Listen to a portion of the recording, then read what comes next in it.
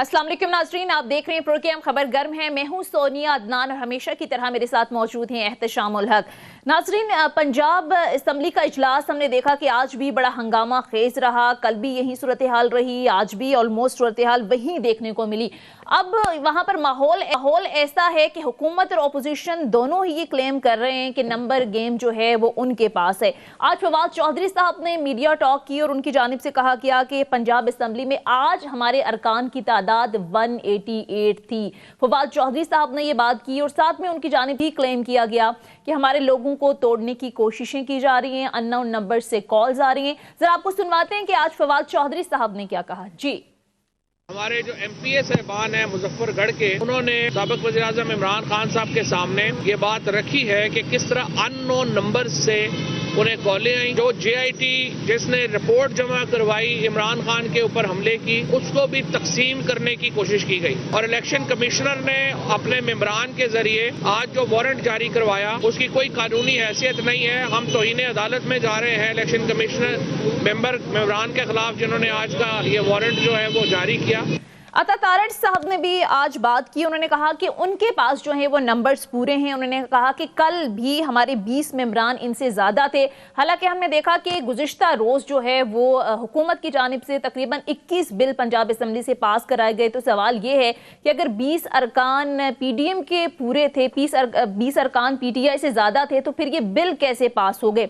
इसके साथ साथ आज राना सनाउल्लाह ने भी मीडिया टॉक की। उन्होंने भी दावा किया कि PTI के पास नंबर गेम नहीं है बल्कि हमारे पास है। साथ में उन्होंने पंजाब में ये कहा कि गवर्नर राज का इम्कान पैदा हो गया है। राना सनाउल्लाह क्या कह रहे थे ये भी सुन लीजिए। हमारे पास फिगर जो है वो 179 है और हमारी कोशिश है कि वो 180 हो जाए। इनके पास 186 नहीं है, जो कि गलत तौर पे ये कह रहे हैं कि हमारे पास 186 है। अगर न्यू चीफ मिनिस्टर का इलेक्शन होता है तो वो आइन में दर्ज है कि रन ऑफ इलेक्शन के तहत मेंबर प्रेजेंट वोटिंग में जो अक्सरियत होगी जिसकी, वो जो है वो चीफ मिनिस्टर इलेक्ट हो सकता है। या फिर ये ऐसी सूरत हाल है कि जिसमें आइनी तौर पे एक ऐसा रास्ता मौजूद है जो फेडरल गवर्नमेंट ऑप्ट कर सकती है और उसे कहते हैं गवर्नर राज। अब नाज़रीन, इस सारी सूरत हाल के अंदर PDM ये कह रही है कि अगर नंबर्स पूरे हैं तो फिर CM एतमाद का वोट लेने से क्यों घबराते हैं। एतमाद का वोट ले लें, दूध का दूध पानी का पानी हो जाए। जबकि दूसरी तरफ काफ लीग और PTI का जनाब मौकिफ ये है कि वो ये कह रहे हैं कि एतमाद का जो वोट है उन्होंने अदालती फैसले से मशरूत कर दिया। और साथ में CM पंजाब तो ये तक कह चुके हैं कि गवर्नर का CM को ये कहना कि एतमाद का वोट लें ये गैर आइनी और ये गैर कानूनी है। अब नाज़रीन देखते हैं कि आगे मामलात क्या बनते हैं, क्या CM जो हैं वो एतमाद का वोट लेंगे, नंबर गेम किसके हक में है। लेकिन इस सारे सिनेरियो के अंदर PTI और काफली का एक और क्लेम भी है। वो ये कह रहे हैं कि जिस तरह से आज फवाद चौधरी साहब ने भी बात की कि अननोन नंबर से कॉल्स आ रही हैं, हमारे MPAs को तोड़ा जा रहा है। इससे पहले भी हमने देखा कि इमरान खान साहब ने भी बात की। उन्होंने कहा कि खुदा के लिए सियासी इंजीनियरिंग बंद करें। उन्होंने कहा कि एस्टैब्लिशमेंट ने कोई सबक नहीं सीखा, तहरीक इंसाफ के लोगों को तोड़ा जा रहा है, उनको कमज़ोर किया जा रहा है। साथ में ये तक कहा कि पंजाब में नून लीग की हुकूमत लाई जा रही है। इसके साथ साथ गुज़िश्ता दिनों मोनिस इलाही साहब ने भी कुछ ऐसा ही बयान दिया। उन्होंने कहा कि काफ लीग पर इमरान खान का साथ जो है वो छोड़ने के लिए दबाव डाला जा रहा है और मुस्लिम काफ की जानिब से भी मुसलसल इस तरह के बयानात आ रहे हैं। तो क्या ये ऐसी किसी सूरत हाल का सामना है पाकिस्तान तहरीक इंसाफ को? सारी सूरत हाल पर बात करेंगे और प्रोग्राम के आखिर में जरा कहेंगे कि ज़राई मुल्क कहलाने वाले मुल्क के अंदर हम देख रहे हैं कि आज अवाम आटे जैसी बुनियादी ज़रूरत को तरस रही है। लंबी लंबी कितारें देखने में सामने आ रही हैं। गुज़िश्ता दिनों भी हमने देखा कि अफसोसनाक वाक़या पेश आया। आटे के हुसूल के लिए 6 बच्चों का बाप ज़िंदगी की बाजी हार गया। लेकिन इस सारी सूरत हाल के अंदर मुख्तलिफ सूबों के अंदर मुख्तलिफ सियासी जमातों की हुकूमतें तो हैं, लेकिन ये तमाम ही सियासी जमातें जो आवाम के नाम पर वोट लेती हैं, सियासत करती हैं, उन्हें आवाम की परवाह तो दूर की बात, वो इक़्तिदार के खेल में मसरूफ़ हैं, जो कि नज़र भी आ रहा है। इस पर भी ज़रा बात करेंगे। सारी सूरत हाल पर बात करेंगे। आमिर ज़िया साहब सीनियर एनालिस्ट प्रोग्राम में हमें ज्वाइन कर चुके हैं। Thank you so much Aamir Zia साहब आपके वक्त का। एहतशाम साहब, ये पंजाब के अंदर आपको क्या लग रहा है, क्या होने जा रहा है अगले चंद दिनों के अंदर? आपको लगता है कि CM एतमाद का वोट लेने में कामयाब हो सकेंगे? ज़ाहिर है उन्होंने मशरूत कर दिए इसे अदालती फैसले से। फिर जो अननोन नंबर से कॉल्स आने की बात हो रही है, इमरान खान साहब कुछ अलग ही बात कर रहे हैं। तो क्या सिनेरियो बनता देख रहे हैं? सोनिया, पंजाब 12 करोड़ का सूबा, वहाँ पे सूरत हाल इंटरेस्टिंग होने के साथ साथ परेशान कुन भी है। دیکھیں 9.5 ماہ کی ایک پی ڈی ایم کی حکومت ہے سینٹر میں، جس کے بارے میں کہا جاتا ہے کہ 27 کلومیٹر سے آگے ان کی رٹ نہیں ہے، اور مخالفین تو یہ کہتے ہیں کہ 13 جماعتیں پی ڈی ایم کی اور 14ویں جماعت جو الیکشن کمیشن کے ساتھ ملا ہوا ہے۔ چلیں یہ تو ان کے لیے ایسے ہی میں نے بات کہہ دی، انہیں لائٹر نوٹ، لیکن صورتحال سنیے جس طرف جا رہی ہے بڑی پریشان کن ہے۔ ابھی آپ دیکھنے پنجاب میں جو کچھ ہو رہا ہے، دعوے کیے جا رہے ہیں، کلیمز اور کاؤنٹر کلیمز کیے جا رہے ہیں کہ پنجاب میں کیا ہونے جا رہا ہے، لیکن صورتحال وہاں پہ بہت گمبھیر ہو گئی۔ اگر آپ صرف بیانات کے حد تک دیکھ لیں نا چیزیں کس طرف جا رہی ہیں، اب یہ اگر 11 تاریخ کی بات کی گئی تھی لاہور ہائی کورٹ کی طرف سے کہ اس وقت تک 11 جنوری تک آپ اسمبلی کو تعلیم نہیں کریں گے، اس کے بعد گورنر صاحب نے کہا جی ووٹ آف کانفیڈنس آپ لیں، پھر آپ نے دیکھا پرویز الہی صاحب ایک جو چیف منسٹر ہیں ایک سے زیادہ مرتبہ کہہ چکے ہیں غیر آئینی غیر قانونی ہم نہیں لیں گے، ان کے کہنے پہ اعتماد کو ووٹ نہیں لیں گے۔ دوسری طرف صورتحال یہ ہے کہ راجہ بشارت صاحب جو ہے نا جو سینئر وزیر ہیں وہاں پہ کابینہ میں پنجاب کی، وہ یہ کہتے ہیں کہ جی جب عدالت ہمیں کہے گی تو پھر چیف منسٹر صاحب جو ہے نا وہ اعتماد کا ووٹ لیں گے۔ میری سمجھ سے بالا یہ بات کہ بھی آپ ہر چیز عدالتوں پہ، یعنی اب یہ بھی نوبت آ گئی ہے کہ عدالت آپ کو کہے بھی آپ کے نمبر پورے ہیں تو آپ لے لیں چلیں، ایک یہ صورتحال ہے۔ دوسری طرف یہ ہے کہ عمران خان صاحب دیکھیں جس طرح کل انہوں نے مظاہرہ کیا، ایک طرف چیف منسٹر صاحب ہیں وہ اعتماد کا ووٹ لینے کے لیے تیار نہیں، عمران خان صاحب کہتے ہیں کہ جی اعتماد کا ووٹ لینا چاہیے، نہ صرف یہ کہتے ہیں بلکہ وہ کہتے ہیں بڑے بڑے تحفظات ہیں، ڈسٹرس کا انہوں نے اظہار کیا کہ جی وہاں پہ اربوں روپے کی کرپشن ہو رہی ہے، اور اپنے لوگوں کو انہوں نے کہا پی ٹی آئی کہ آپ جائیں اسرٹ کریں اور سی ایم کو مجبور کریں کہ وہ حلف لیں، اور حلف لینے کے بعد فوراً اسمبلی کو توڑیں۔ پھر تیسری بات دیکھیں بڑی انٹرسٹنگ ہو گئی ہے، اسد عمر صاحب بڑے اہم رہنما ہیں پی ٹی آئی کے، وہ کیا کہتے ہیں؟ وہ کہتے ہیں کہ جی اپوزیشن کے کہنے پہ ہم تو کسی صورت میں بھی وہاں پہ نہیں کہیں گے چیف منسٹر صاحب جو ہے نا اعتماد کا ووٹ لیں۔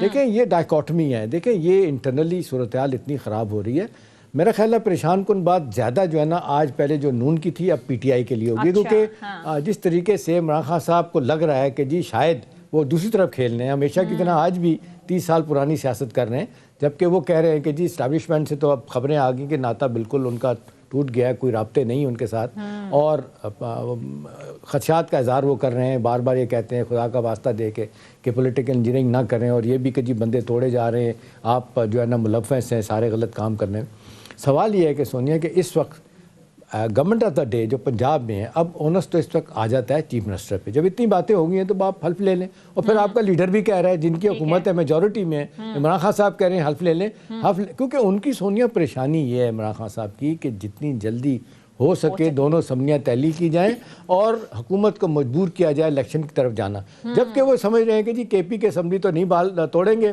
پنجاب اسمبلی بڑی ہے اس کو توڑا نہیں جا سکتا، اس کے لیے وہ بھی ڈریگ کر رہے ہیں نمبر گیم میں، میرا خیال ہے وہ بھی کمفرٹیبل نہیں۔ آپ نے دیکھا پروسیس میں ایک دفعہ یہ بھی ہوا 9.5 ماہ میں کہ جس طریقے سے لانچ کرنے کی کوشش کی حمزہ شہباز کو، وہ ناکام ہو گئے، پھر جس طریقے سے عدالت کی طرف سے جس طریقے سے بیانات ان کے خلاف آئے ساری چیزیں، اب دیکھنا یہی ہے کہ چیف منسٹر صاحب کیا گیم کھیل رہے ہیں، کن کے کہنے پہ کھیل رہے ہیں، اور پھر باہر بیٹھے ہیں مونس الہی صاحب، وہ کہتے ہیں جی جب وہ یہ ناراضگی ہوئی دوڑے آپ نے دیکھا عمران خان صاحب کی اسٹیٹمنٹ کے بعد سی ایم کے پاس جاتے ہیں، زمان پار کو خبریں آتی سب ٹھیک ہو گیا، مونس الہی ملک سے باہر ہیں سب زیادہ، وہ وہاں بیٹھ کے کہہ رہے ہیں جی صلح ہو گئی ہے، سب اختلاف ختم ہو گیا، again we are now best friends. اب کون کس کو سونیا جل دے رہا ہے، معاملات کس طرف جا رہے ہیں، باقی آپ پوچھیں ٹھیک ہے عامر ضیاء صاحب، یہ پنجاب میں کیا کھیل کھیلا جا رہا ہے؟ ایک طرف تو پی ٹی آئی یہ کہتی رہی کہ 11 جنوری سے پہلے ہم ہر صورت اعتماد کا ووٹ لیں گے، اب کچھ خدشات کا اظہار بھی کیا جا رہا ہے اور بڑے کھلے الفاظ میں کہا جا رہا ہے، اسٹیبلشمنٹ کی طرف انگلیاں اٹھائی جا رہی ہیں کہ وہ پنجاب کے اندر پولیٹیکل نہیں ہے۔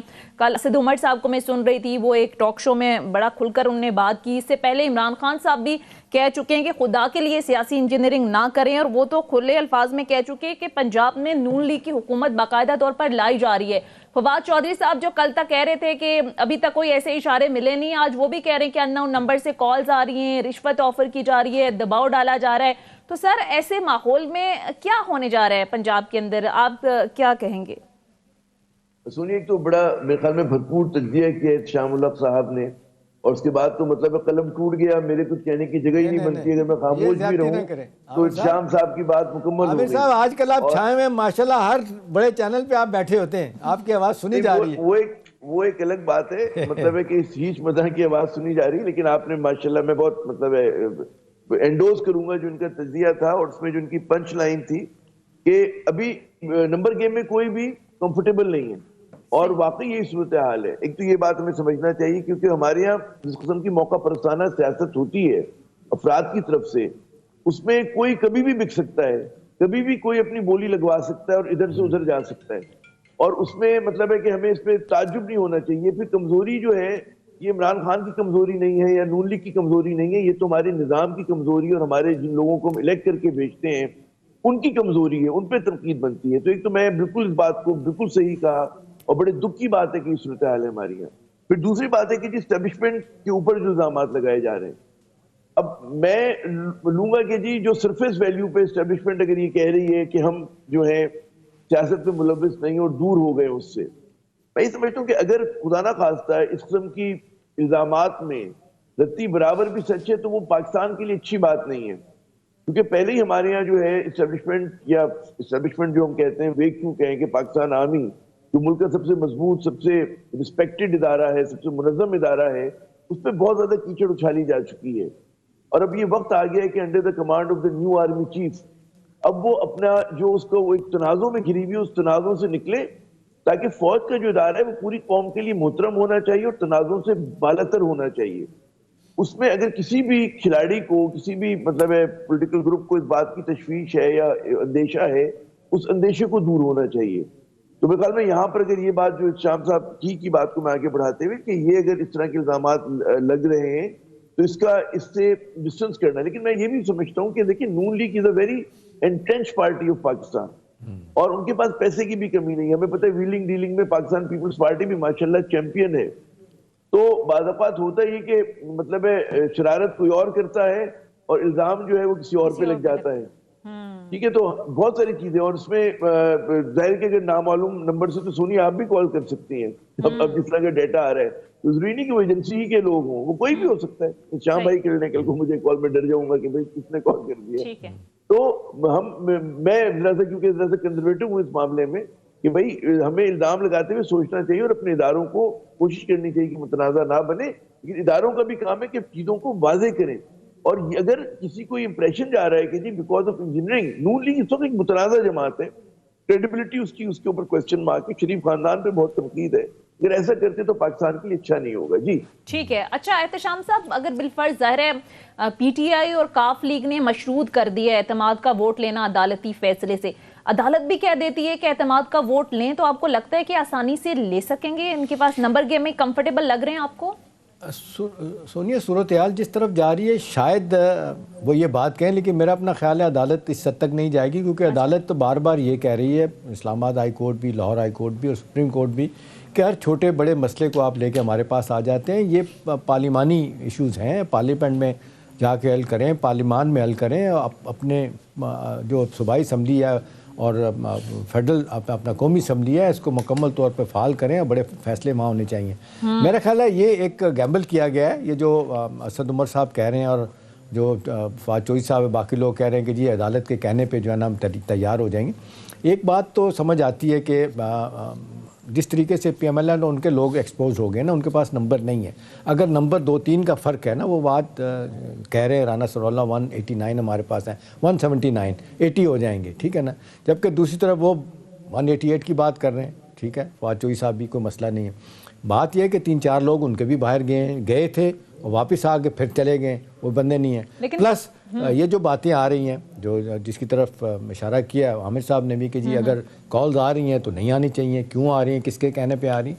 لیکن سونیا میرا اپنا خیال ہے کہ جب بار بار یہ بات کہی گئی ہے بغیر ثبوت کے نہیں بات کرنی چاہیے. میں یہ انفارمیشن کی بنیاد پہ آپ کو کہہ سکتا ہوں کہ جب یہ دوسری کورٹ ماڈرن میٹنگ ہوئی تھی ابھی چند دن پہلے، 2 دن ہوتی رہی، وہاں بڑا واضح طور پہ طے کیا گیا کہ جی نہیں، ہم نے نہیں اس میں شامل ہونا، ہمارا یہ کام نہیں ہے. یہ پولیٹیکل لوگوں کو اپنے مسائل حل کرنے چاہیے، کیونکہ کل جہاں پہ بھی اگین کوئی ان کو بریک لگتی ہے سیاسی طور پہ، کوئی معاملات جمود طاری ہوتا ہے تو پھر ہماری طرف آئیں گے. اب مسئلہ یہ کہ عمران خان صاحب ایک طرف تو یہ بات کہتے ہیں کہ جی ٹھیک ہے پولیٹیکل انجینئرنگ نہیں ہونی چاہیے، دوسری طرف وہ یہ بھی کہتے ہیں کہ جی انشور جو ہے نا وہ اسٹیبلشمنٹ کرے کہ عدلی الیکشن ہونے چاہیے. بھئی یہ اس طرح نہیں ہو سکتا. اب جب وہ بار بار بات آ رہی ہے کہ جی دیکھیں ایک لیگل طریقہ تو یہی ہے، آئینی طریقہ تو یہ ہے، غلط کریں، اختلاف کریں نہ کریں کہ 2023 میں الیکشن ہونے اکتوبر میں، آپ اس سے پہلے نہیں ہو سکتے، اب لگتا ہے نہیں ہوں گے، کیونکہ سب لوگوں نے کہنا شروع کر دیا. چوہی شجاع صاحب کہتے ہیں مجھے نظر نہیں آ رہے، ایون عمران خان صاحب کہہ چکے ہیں کہ مجھے جلدی انتخابات ہوتے نظر نہیں آ رہے. شاید انہوں نے اب یہ منترا بھی چھوڑ دیا، کیونکہ جس طرح مہنگائی مار شروع کیا انہوں نے اور جس طریقے حکومت کے پیچھے وہ پڑے ہیں، وہ آرام سے نہیں بیٹھیں گے. بیٹھنا بھی نہیں چاہیے. اپوزیشن کے لیڈر کے طور پہ وہ ٹھیک ہے، اپنے لوگوں کو وہ جائیں گے، موبلائز کرتے رہیں گے لانے کے لیے. لیکن ایک شخص یہ ہے کہ پنجاب کا یہ جو بحران ہے جس کی وجہ سے سونیا ساری چیزیں رک گئی ہیں، کوئی کام نہیں ہو رہا. اب دیکھیں رانا ثناء اللہ صاحب کو وہاں داخل نہیں ہونے دیا گیا. آپ لاکھ اختلاف کریں، وہ تو پھر جس طریقے سے وہ کہتے ہیں مجھے وہاں پہ گارڈز نے دیکھا اور ان نے آنے دیا، پھر ان کے خلاف کیسز کی بات ہے، وہاں ذرا سے ہٹتے ہیں تو ان کو پکڑ دگڑ شروع ہو جاتی ہے. عمران خان صاحب معذرت کے ساتھ وہ بھی آپ دیکھ لیں 2 ماہ سے 1.5 ماہ سے وہاں بیٹھے ہیں، زمان پارک میں یہاں نہیں آ رہے. ان کو بھی خطرہ ہے کہ جی گرفتاری ہو سکتی ہے، اور اوپنلی وہ کہہ رہے ہیں کہ مجھے نااہل لوگ گرفتار کرنے کی پوری سازش تیار کی جا رہی ہے. تو سوال یہ کہ سونیا کے ڈائلاگ والا معاملہ کیوں نہیں ہو رہا؟ یہ 2-3 راؤنڈز ہوئے تھے، آپ نے دیکھا اسحاق ڈار وہ ناکام ہوئے، پھر سیکنڈ ٹیئر کی لیڈرشپ دونوں طرف سے بیٹھی تھی، بات نہیں بنی. کیا بات ہے دنیا. ابھی دیکھیں امریکہ میں کیا ہوا ہے. امریکہ کے آپ دیکھ لیں کہ ہاؤس کے اسپیکر کے لیے وہ لگاتار 4 دن تک ووٹنگ ہوتی رہی، لگاتار وہ 11ویں 12ویں ووٹنگ میں جا کے اسپیکر ان کا بنا ہے. مطلب وہاں طے ہوا نا، ان کے مخالفین بھی بیٹھے ہوئے تھے. زیادہ پریشانی ان کو تھی جو اپنا رولنگ پارٹی کے لوگ نہیں ہیں، ڈیموکریٹ نہیں ہیں، وہ دوسری پارٹی کے لوگ ہیں، وہی آپ نے دیکھا ریپبلکن، ان کے اندر اختلافات ہیں. ایونچولی ٹرمپ بیچ میں پڑے، معاملہ حل ہوا. تو میں یہ کہنا چاہ رہا ہوں کہ یہ کسی طریقے سیاسی معاملات سیاسی لوگ طے کریں، یہ عدالتوں کو کہنا، اسٹیبلشمنٹ کو ہر بات میں لانا، یہ ٹھیک نہیں ہے. ٹھیک ہے. عامر ضیاء صاحب، کچھ خبریں یہ بھی گردش کر رہی ہیں کہ ارلی الیکشن تو دور کی بات، وقت پر بھی انتخابات ہوتے ہوئے نظر نہیں آ رہے. کچھ ذرائع سے ظاہر خبریں آ رہی ہیں. آئی ایم ایف کی بھی ظاہر بڑی کڑی شرائطیں، اور آئی ایم ایف نے بھی کہہ دی ہے پہلے عملی اقدامات پھر مذاکرات. تو آپ کو کوئی ایسی صورتحال نظر آ رہی ہے؟ ایسا ہو سکتا ہے؟ آپ کا انالیسس کیا کہتا ہے؟ سنیے، ہمارے جو بعض نقاد ہیں اس پورے نظام کے، ان کا کہنا یہ کہ جمہوریت بڑا پاکستان کے لیے کہتے ہیں نا ایک کاسٹلی، بڑا مہنگا سودا بن گیا ہے. جس قسم کی ہماری یہاں جمہوریت ہے، کوئی مطلب ہے صاف ستھری امریکہ کی، اور خیر وہاں کی بھی اتنی صاف ستھری نہیں ہوتی. تو اگر وہاں کی صاف ستھری نہیں ہے تو ہم لوگ تو پھر بہت ہی زیادہ میلی جمہوریت اور گندی جمہوریت ہے ہماری یہاں. جس جمہوریت میں خرید و فروخت ہوتی ہے، اس میں موروثی سیاست ہے، اور اس میں سب سے بڑی بات ہے کہ اس میں جمہور نہیں ہے، عوام. یہ ایلیٹسٹ جمہوریت ہے، ایلیٹ کی جمہوریت ہے، یہ جمہور کش جمہوریت ہے. تو یہاں پر مطلب ہے کہ بعض لوگ نقاد ہی کہتے ہیں کہ جناب مطلب اتنا مہنگا سسٹم آپ نے ہمارے سروں پر مسلط کر دیا، یہ تو ملک کو برباد کر رہا ہے. یہ تو کوئی مسئلہ پارلیمنٹ میں طے نہیں ہوتا. اپنے سیاستدانوں کی نالائقی آپ نے دیکھ لی ہے، کبھی عدالت کو دیکھتے ہیں، کبھی فوج کی طرف دیکھتے ہیں، خود کچھ کرتے نہیں، پھر کہتے ہیں کہ جی ہمیں آپ کام بھی کرنے دیں، مطلب ہمیں مزید بگاڑنے دیں. کیونکہ عجیب و غریب ہم اس میں مشکلات میں گھرے ہوئے ہیں، بہت کنفیوژن ہے. تو اس صورتحال میں بعض لوگوں کی بالکل خواہش ہے کہ پاکستان کو جتنے مسائل کی گرداب میں ایک ہمیں مضبوط حکومت چاہیے، اور وہ کم از کم 10-15 سال کے ویژن کے ساتھ آئے اور چیزوں کو ٹھیک کرے. یہ میں نہیں کہہ رہا کہ اس مطالبے کا اونرشپ جو ہے اسٹیبلشمنٹ میں ہے، یا پیپلز پارٹی میں ہے، یا پی ڈی ایم میں ہے، یا پی ٹی آئی میں نہیں یہ کہہ رہا. میں کہہ رہا ہوں بہت سارے پڑھے لکھے پاکستانیوں میں یہ خواہش ہے. بہت سارے لوگ سمجھتے ہیں کہ یہ راستہ ہے، اور وہ اچھے پاکستانی، برے پاکستانی نہیں ہے، وہ ملک سے محبت کرنے والے لوگ ہیں. مگر ظاہر ہے کہ اس چیز کو ابھی اونرشپ ہمیں نظر نہیں آ رہی ہے. لیکن تو عامر صاحب یہ آپ سمجھتے ہیں کہ یہ ہمارے حکمرانوں کی واضح طور پہ نااہلی ہے کہ اپنے طور پہ کوئی پولیٹیکل روڈ میپ نہیں بنا پائے؟ انہوں نے جمہوریت چلانی ہے، ٹوٹی پوٹی ہے، کیسی ہے، لنگڑی لوڑی ہے، پارلیمنٹ کو کیسے فعال بنانا ہے. آپ کا کیا خیال ہے کہ بھئی کیا باہر سے لوگ ان کو ڈائریکٹ کریں، عدالتیں کہیں، اسٹیبلشمنٹ کے، کیا یہ ان کی انیبلٹی انتہا پہ پہنچ گئی ہے کہ یہ کسی کمپرومائزنگ پوزیشن پہ نہیں آ رہے؟ شام صاحب یہی بالکل آپ کا جڑا ہوا سوال ہے جو میں بات کر رہا ہوں کہ ہماری جو سیاسی لیڈرشپ ہے، سیاسی شرافیہ ہے، اس میں تو انیبلٹی بھی ہے، لیک آف کیپیسٹی بھی ہے، پولیٹیکل ول کی بھی کمی ہے، خلوص کی بھی کمی ہے. ہر چیز مائنس ہوئی ہوئی ہے یہاں پر. تو آپ عوام کا اعتماد دیکھیں، ان پہ زیرو ہے. میں منحصر اگر تمام سیاستدانوں کو ملا لیں آپ، تو یہاں پر لوگوں کو اعتماد نہیں ہے. اچھا اب یہاں پہ بڑی آئرنی ہے کہ فوج کے کردار کے بارے میں بھی شام صاحب نے بھی بات کی، اچھی بات کی. فوج کا مطلب میں کہتا ہوں 2 طرح کے کردار ہو سکتے ہیں. اگر فوج مبینہ طور پہ لوگوں کو توڑتی ہے، وفاداری تبدیل کراتی، ایک منفی کردار ہے، یہ نہیں ہونا چاہیے. لیکن اگر فوج یہ جو کہ ہم بند گلی میں پھنس گئے ہیں، اس بند گلی سے نکالنے کے لیے وہ کوئی دباؤ ڈالتی ہے، اور وہ کاکڑ صاحب کی طرح، ایک پرانے ہمارے chief of the army staff ہوتے تھے، انہوں نے چھڑی ہلائی تھی، تو چھڑی ہلا کر وہ اس بند گلی سے نکالتی، ان سے کہتی کہ بھائی آپ رولز آف دا گیم کے مطابق کھیلیں، آپ پاکستان کے مفاد میں فیصلہ کریں، غیر یقینی صورتحال کا خاتمہ کریں، تو یہ ایک مثبت کردار ہوگا. تو میری ناچیز رائے میں اس مثبت کردار کی حمایت کرتا ہوں، لیکن اس کی میں ظاہر ہے کہ کوئی بھی وہ کرے گا کہ ہم کہیں جی فوجداریاں تبدیل ہو رہی ہیں، فلاں ہو رہے ہیں. تو یہ اس طرح کی چیزیں جو ہیں اگر فوج اپنا کردار ادا کرے، اور یہ کل کے کرتے آج کرے. ہم لوگوں نے اتنا وقت کھو دیا ہے اس معاملے میں، اتنا نقصان ہو گیا ہے پاکستان کو کہ قوم کی نگاہیں لامالا فوج کی طرف اٹھتی ہیں، اور فوج جتنا دیر کرے گی. دیکھیں فوج کو ایک اور کام کرنا ہے، بڑا اہم میں بات کر رہا ہوں. فوج کو یہ بات یقینی بنانی کہ کسی بھی طرح وہ بدعنوان سیاستدانوں کی پشتبان نظر نہ آئے. فوج کو یہ انشور کرنا ہے، اور فوج کو انشور کرنا ہے کہ جو اس کے اوپر لوگ اعتماد کرتے ہیں کہ جو اس کا اینٹی کرپشن نیریٹو تھا اور اکاؤنٹیبلٹی کا نیریٹو تھا with in the institution and out side the institution, وہ جو ہے اس کو بحال کرے. ایک بار اگر وہ بحال ہو جاتا ہے اور وہ اپنے بدعنوان سیاستدانوں سے ڈسٹنس کر لیتی ہے اپنے آپ کو، اس کو عوام سمجھتے کہ بدعنوان ہے، تو آپ دیکھیے گا کہ فوج کی جو لوگ تنقید کرتے ہیں منہ بند ہو جائیں گے، اور فوج کی مقبولیت کے گراف بالکل وہی ہوگا جو راحیل شریف صاحب کے زمانے میں ہوا کرتا تھا. بالکل. احتشام صاحب، آپ کو بھی لگتا ہے کہ یہ عمران خان صاحب نے جو ایک پھر سے محاذ کھول دیا، اور پہلے تو دبے لفظوں میں تھا، اب تو بڑے کھلے انداز میں عمران خان صاحب بات کر رہے ہیں، اور وہ کچھ ایگزامپلز بھی دے رہے ہیں کہ پنجاب کے اندر جو کچھ ہو رہا ہے، پھر کراچی کی وہ مثال دیتے ہیں کہ ایم کیو ایم کو جس انداز میں اکٹھا کیا جا رہا ہے، پیپلز پارٹی کو جس انداز میں جنوبی پنجاب میں مضبوط کیا جا رہا ہے، پھر باب کے حوالے سے جو باتیں ہو رہی ہیں کہ کس طرح سے ان کے ارکان توڑ کر پیپلز پارٹی میں شامل کیے جا رہے ہیں. تو سر آپ کو کیا لگتا ہے عمران خان صاحب کی یہ الزام تراشی ان کو نقصان پہنچائے گی؟ سنیے، بہت سے حوالوں سے تو جس طرح عامر صاحب بھی کر رہے ہیں کہ اگر ایک الزام لگتا ہے اور انگلیاں کسی طرف سے اٹھتی ہیں کسی کی طرف، کہ ان کو پھر کلیریفائی کرنا چاہیے کہ جی وہ اس کے پیچھے نہیں ہے. کیونکہ عمران خان صاحب بار بار جو آپ بات کر رہی ہیں کہ باپ کو پیپلز پارٹی میں ضم کرنا، پھر کس طرح ایم کیو ایم کو متحد کرنا، اور سارا پی ٹی آئی کے خلاف کیا جا رہا ہے کہ کراچی سے آؤٹ کرنا، شہری حلقوں سے آؤٹ کرنا، سکھر سے اور کچھ میر پور خاص سے باقی جگہوں پہ. لیکن سوال سنیے، سب سے بڑا اہم اس وقت یہ ہے کہ ہمارے پولیٹیکل لوگوں کا ایجنڈا کیا ہے. دیکھیں یہ اسٹیٹس کو کی جو ہم بات کرتے ہیں، اب جو ہم 75 سالوں سے چل رہا ہے، کہ دیکھیں نا ان کا جو بڑا پرفاؤنڈ پولیٹیکل انٹرسٹ کے ساتھ ساتھ پرسنل پیٹی فائنینشیل انٹرسٹ شامل ہو گیا. ابھی جس طریقے سے 3000 ارب کی کرپشن کی الزام لگایا جا رہا ہے اپوزیشن کی طرف سے، کن پہ؟ سی ایم پنجاب کے اوپر، ان کے صاحبزادے کے اوپر.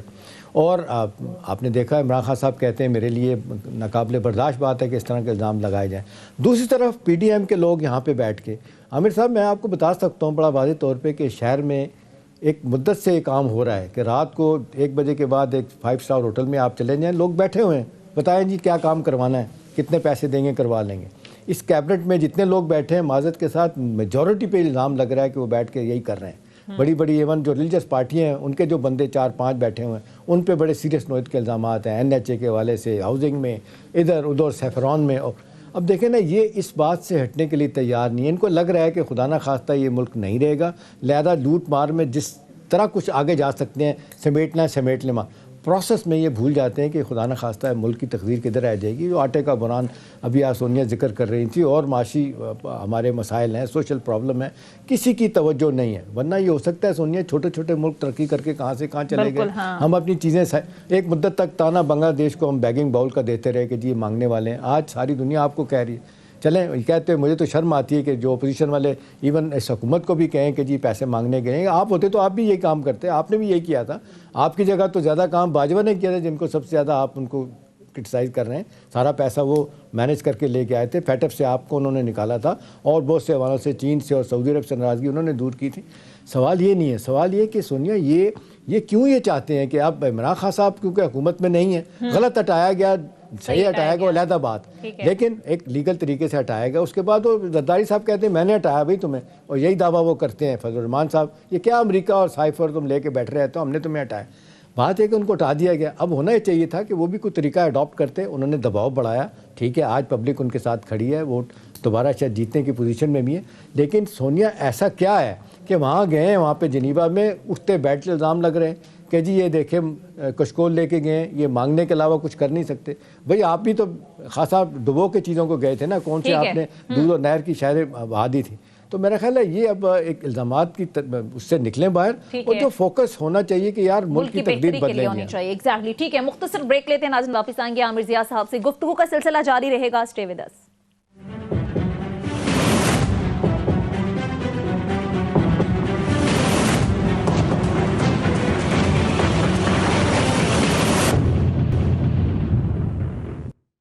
کے بعد خوش آمدید. اچھا عامر ضیاء صاحب، اس وقت صورتحال یہ ہے کہ زرعی ملک کہلانے والا پاکستان آج یہاں پر لوگ آٹے کے لیے ترس رہے ہیں جو کہ بنیادی ضرورت ہے. لمبی لمبی قطاریں ہیں، کئی ناخوشگوار واقعات بھی رپورٹ ہو رہے ہیں. لیکن آپ کو لگتا ہے کہ تمام کے تمام ہی جو سیاسی جماعتیں ہیں وہ جو عوام کے نام پر سیاست کرتے ہیں، عوام کے نام پر ووٹ لے کر منتخب ہوتے ہیں، وہ صرف اور صرف اس وقت اقتدار کے کھیل میں مصروف ہیں؟ چاہے پیپلز پارٹی ہو، پی ایم ایل این جو ہے اس کو عمران خان صاحب کے علاوہ کچھ نظر نہیں آ رہا.